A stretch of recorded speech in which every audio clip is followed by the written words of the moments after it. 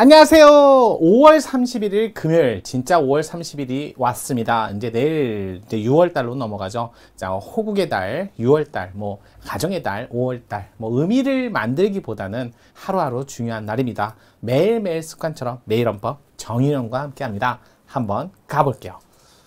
자, 23년 지방지 7급 시험 문제, 그것도 기본권 중에 가장 중요한 기본권 다 중요하죠. 그래서 표현의 자유, 알 권리 살펴보도록 할게요. 자, 일단은 21조 표현의 자유에 다 아시겠지만 개인적 표현의 자유, 표현의 자유가 있고, 그 다음에 단체적 표현의 자유, 표현의 자유가 모두 다 규정이 되어 있어요. 개인적 표현의 자유, 자, 여기는 표현의 자유에 관한 일반적인 언론 출판에 관한 자유고요. 자, 그냥 기본적으로 표현에 관한 언론 출판의 자유다. 이렇게 할게요. 그냥 언론 출판의 자유. 그 다음에 여기는 집회, 결사의 자유. 이렇게 돼 있죠. 자, 어쨌든 1항의 표현의 자유에 관해서. 근데 요 표현의 자유에는 표현만 있는 게 아니라 상대방이 한 상대방의 표현을 알 권리도 들어있다는 거 아시죠? 자, 요 알 권리 한번 정리를 좀 해볼게요. 이 알 권리 내용 잘 정리하셔야 돼요. 그냥 볼 게 아니라는 거 한번 볼게요. 그러면 알 권리.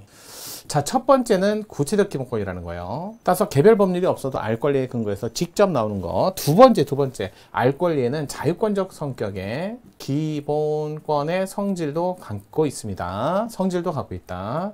또 세 번째, 그 다음에 청구권적 성격의 기본권의 성격도 갖고 있고요. 또 알 권리 이렇게 해서 보면 돼요. 구체적 기본권이다? 너무 알려요. 좀 많이 알려요. 알 권리만 있나요? 여러분, 알 권리, 구체적 기본권은 같이 나와야 되는 것들이 있잖아요. 자, 경쟁의 자유, 변호인의 조언과 상담을 구할 권리, 초등학교 의무 교육, 그다음에 물질적 생활에 필요한 최소한의 급부는 직접 그러면 하면 뭐 5가지가 쭉 나오셔야 돼요. 자, 5가지가 나오셔야 돼요. 5가지.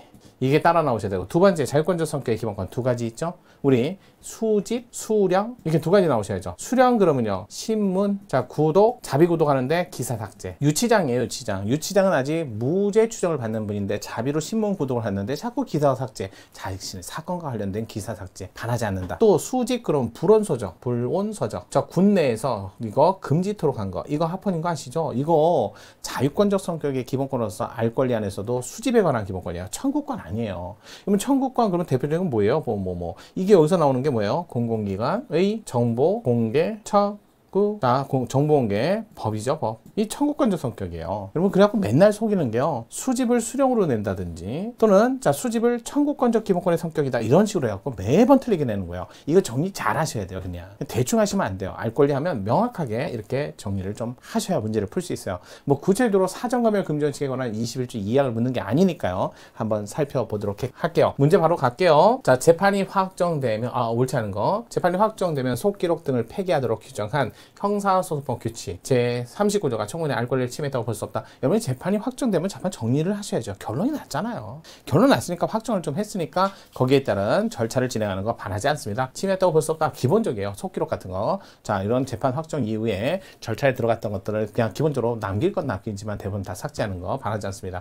두 번째, 신문의 편집인 등으로 하여금 아동보호 사건에 관련된 아동학대 행위자를 특정하여 파악할 수 있는 인적사항 등 신문 등 출판에 관한 씻거나 방송 매체를 통해서 방송할 수 없도록 하는 아동학대 범죄 처벌 특례법. 왜 그럴까요? 자, 일반적으로 아동학대 범이라는 건 나쁜 사람은 맞아요. 하지만 언론 매체나 또는 이런 공인기관에서 이걸 씻거나 방송 매체를 통해서 방송을 하게 되면 그냥 사회적으로 매장하는 그런 사적인 처벌이 될 수도 있어요.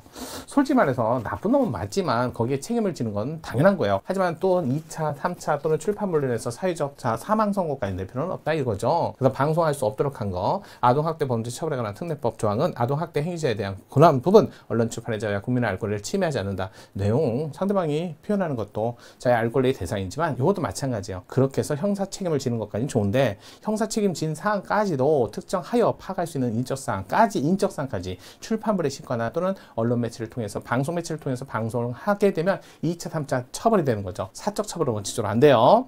3번 볼게요. 정치자금 수입과 지출 명세서 등에 대한 사본 교부 신청이 허용된다 하더라도 검증 자료에 해당하는 영수증 예금 통장 직접 열람함으로써 정치자금의 수입, 지출 문제점을 발견할 수 있다는 점에 이에 대한 접근이 보장돼야 된다. 정치자금의 가장 핵심은 투명성이에요. 투명성. 그렇기 때문에 이걸 공개토록 하고 또 자 제3기관에 의해서 회계에 관한 어떤 투명한 절차를 마련하도록 한 것 전부 다 폰입니다. 보장돼야 된다. 아주 공정한 선거를 위해서 필요한 거죠. 1, 2, 3번은 모두 반하지 않네요. 4번 공시 대상 정보 교원의 교원단체 노동조합 가입 현황 이거 학부모가 전교조 가입한 명단 중 공개해 주세요. 그랬더니 명단을 공개하면 사생활 침해 알고 싶다 알 권리 서로 기본권 충돌 문제로서 대등한 기본권 간의 조화점을 찾은 거죠. 명수를 공개한 거 이건 합헌.